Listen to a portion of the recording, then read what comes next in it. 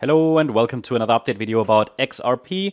On the larger time frame, there's absolutely no change, and XRP is holding better than many other coins at the moment. We're holding above the 50% retracement here on our 4-day chart, which is the $1.20 support level, critical support. So as long as that level is holding, the yellow scenario is valid. Below that level, we have to assume that a more substantial top formed earlier than expected. Then in a B wave. But again, $1.20 at the moment is the main, let's say the main risk level that I'm watching. And that hasn't changed. So as I mentioned before, you can see this as a range.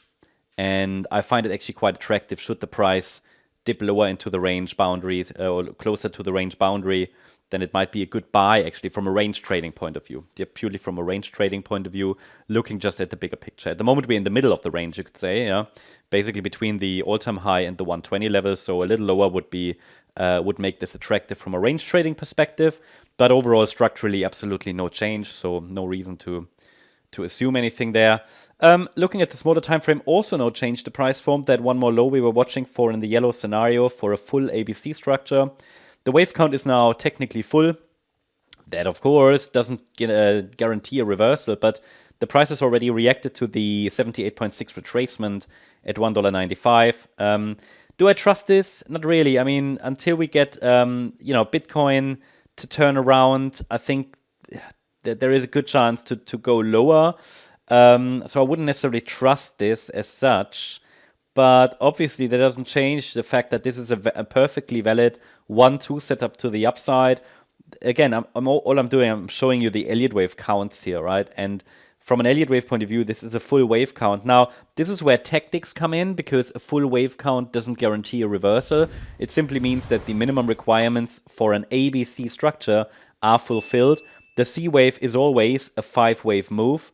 And the 78.6 retracement, which is the critical bullish support level, is holding, of course. Yeah. So below 195, the invalidation point will be at $1.77.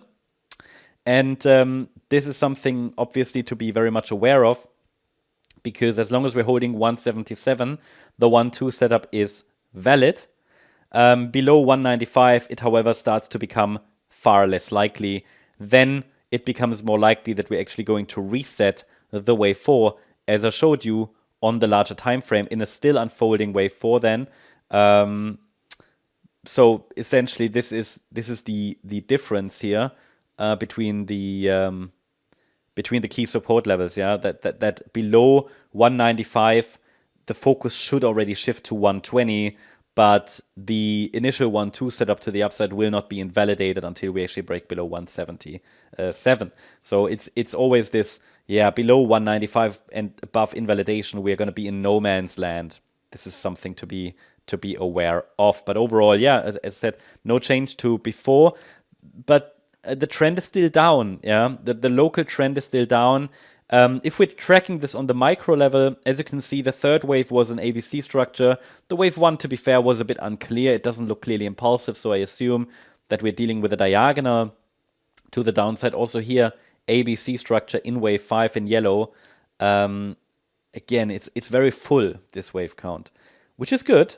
But the question is then, yeah, which level do we now need to be broken to? Which level do we need to see? Yeah, to be broken to the upside as a signal that actually this wave 2 correction is over? Well, I would need to see minimally a break above the dotted line at 236, minimally. I mean, the B wave high is already a start, yeah, getting above 225, but above 236 is the more relevant level, and then ultimately the next, really the key level that helps us to break out of this range here finally, in which we've been in for the last few weeks, really, 4 weeks nearly. That's 283. So that's the main level really, but the first signal that a low is in would be a break above 236. And if it's a break above it in 5 waves, even better. So that should give you clarity about all these key levels, the scenarios. No sign that a low is in, even though the wave count is full. So I think it's still time to be cautious.